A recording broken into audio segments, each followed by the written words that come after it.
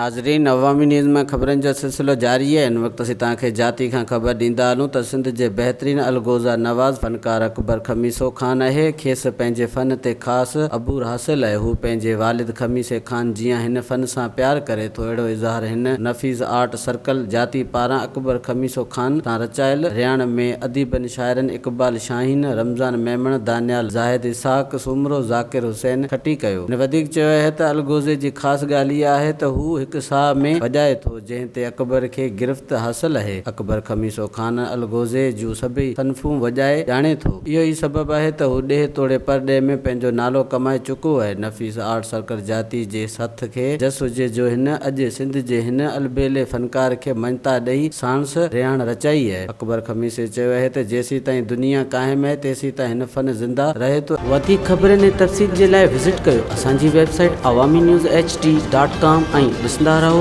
Awami news HD।